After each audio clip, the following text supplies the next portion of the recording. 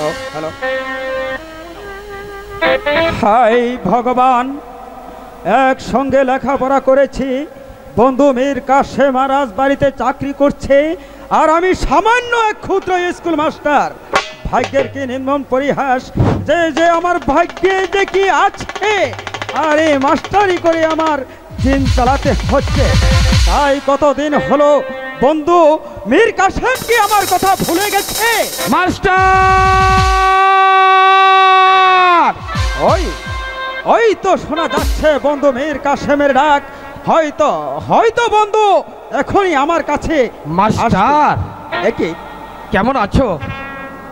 আছি বন্ধু, তুমি কেমন আছো? আমি ভালো আছি মাস্টার, কিন্তু বলো কিন্তু কি হয়েছে? রাজলক্ষ্মী, কি হয়েছে? মহারানী রাজলক্ষ্মী আমাদের সবাইকে ছেড়ে পরপারে চলে গেছে।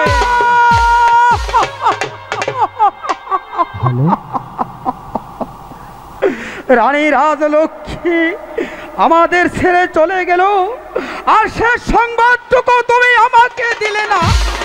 বন্ধু, আমি রাজকার্যে ব্যস্ত ছিলাম, তাই তো সংবাদ দিতে পারিনি। তাই তো মহারানী রাজলক্ষ্মী মৃত্যুর আগে আমাকে এক বিপদের মধ্যে ফেলে গেছে। কি বিপদে পড়েছ বন্ধু? কি বিপদে পড়েছ? বলো বন্ধু, তুমি কি পারবে এই বিপদ থেকে আমাকে রক্ষা করতে? কেন পারবো না বন্ধু, তুমি যে আমার পরম বন্ধু, তোমার কথা আমি রাখবো না? আমি যে মহারানী রাজলক্ষ্মীর গা ছুঁয়ে প্রতিজ্ঞা করেছি, ওই আপনার দুলালকে লেখাপড়া শিখিয়ে মানুষের মতো মানুষ করব, তাই তো আপনার দুলালকে আমি তোমার কাছে এনেছি। বলো বন্ধু, তুমি কি পারবে তোমার ভালোবাসা দিয়ে আপনার দুলালকে লেখাপড়া শিখিয়ে মানুষের মতো মানুষ করতে? কেন পারবো না বন্ধু, তুমি যখন রানী রাজলক্ষ্মীর গা ছুঁয়ে প্রতিজ্ঞা করে বলেছ, তখন আমি কেন পারবো না ওদের লেখাপড়া শিখে মানুষের মতো মানুষ করতে?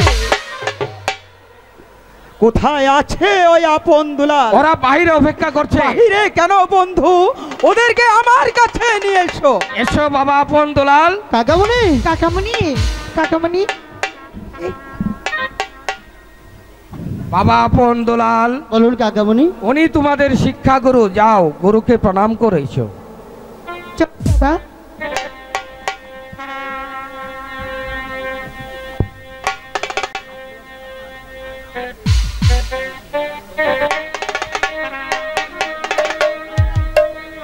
আপন দুলাল, কাকামণি, আজ থেকে তোমরা এখানেই থাকবে।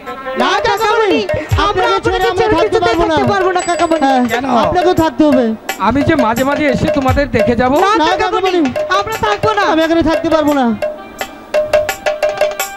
দুলাল, আপন দুলাল, ওই দেখো গাছে কতগুলো পাখি কত সুন্দরভাবে খেলা করছে। হ্যাঁ। ওই যে দেখো দেখো, কি ওই সুন্দর দেখো গালে কতগুলি পাখি। দাদা, ওই তো দুলাল, একটা হলদে রঙের পাখি হ্যাঁ দেখা যাচ্ছে ওই তো। যে দেখ, আমি তোকে ওই পাখিটি ধরে দেবো। সত্যি দাদা? হ্যাঁ। চলো এবার কাকামণি, কাকামণি, কাকামণি কোথায় গেল দাদা? কাকা,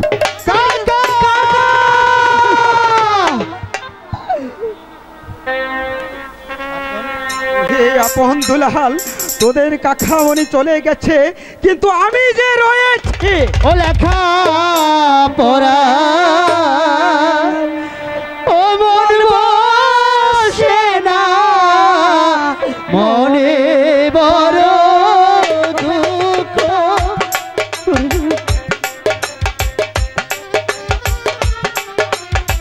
দুঃখ করিস নি বাপ, তুই বাপ মা যে চিরদিন বেঁচে থাকে না।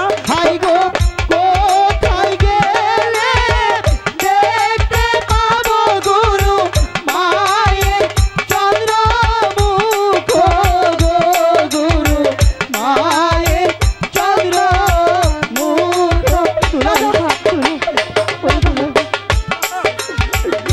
তোদের যে লেখাপড়া শিখে মানুষের মতো মানুষ হতে হবে বাবা, মানুষের মতো মানুষ হতে হবে।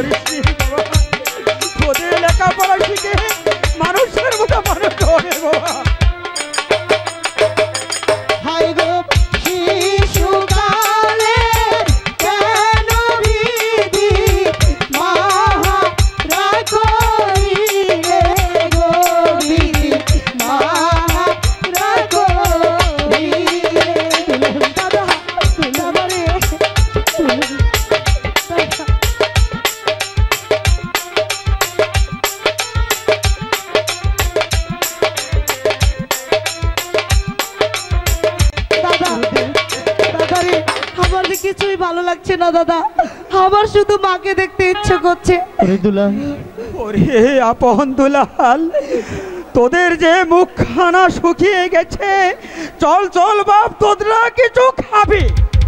তাই চলুন গুরুদেব, তাই চল বাবা, তাই দুলাল, তাই চল।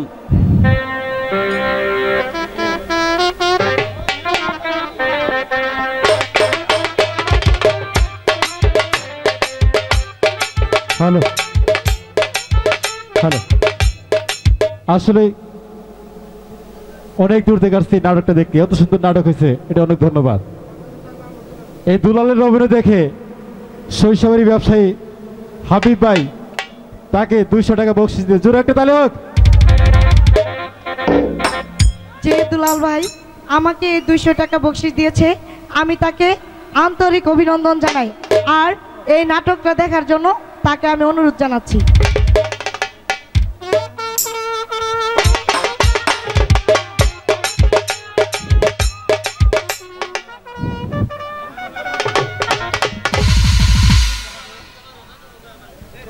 মন্ত্রী জং বাহাদুর, ভালো না মহারাজ? আমার রাজ্যে হিন্দু মুসলমান প্রজা সাধারণ কিভাবে দিনাপাত করছে? মহারাজ, রাজ্যের প্রজা সাধারণ সুখে শান্তিতেই বসবাস করছে মহারাজ, এমনকি আপনার গুণগান গাচ্ছে মহারাজ, প্রজারা খুব কৌশলে আছে।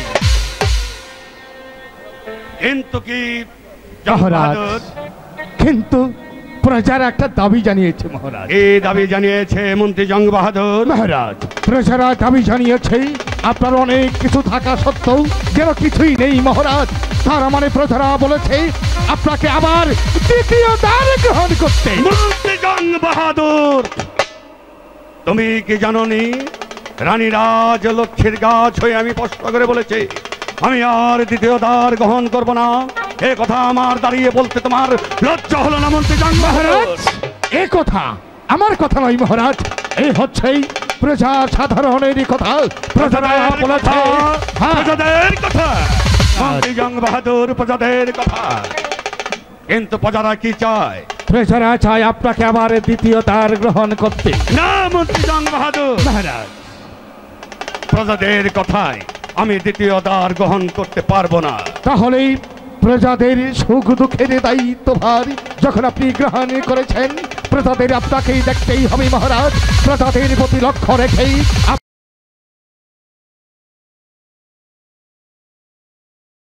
কিন্তু 7 দিনের আমাকে সময় দিন মন্ত্রী জং বাহাদুর। ঠিক আছে, লাখো লাখো প্রজাদের জন্য আপনি আমাকে 7 দিনের সময় দিন।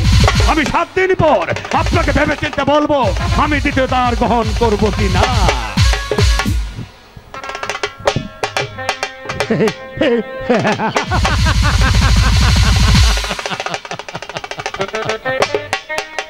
রাজা ধনপতি, তুমি দ্বিতীয় দ্বার গ্রহণ করবে না? তোমাকে মন্ত্রী জং বাহাদুর দ্বিতীয় দ্বার গ্রহণ করিয়া ছাড়বে, তারপর বসব কেন এই ধর্মপুর সিংহাসন। ধর্মপুর সিংহাসন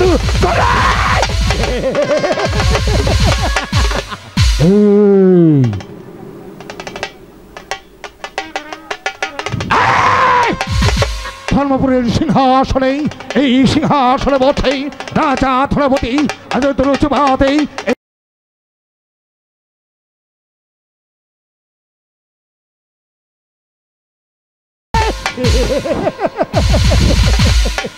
তুমি কি দিয়ে করা? হীরা, মানিক, মুক্তা,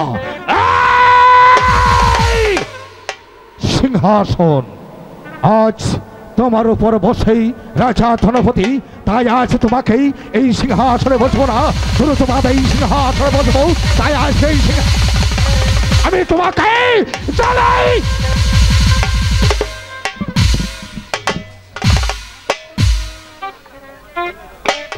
হ্যালো হ্যালো,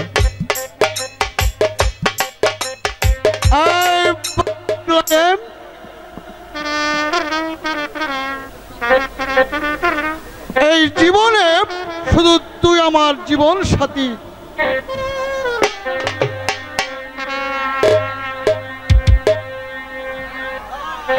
কিছু কিছু ভালো লাগে আমার,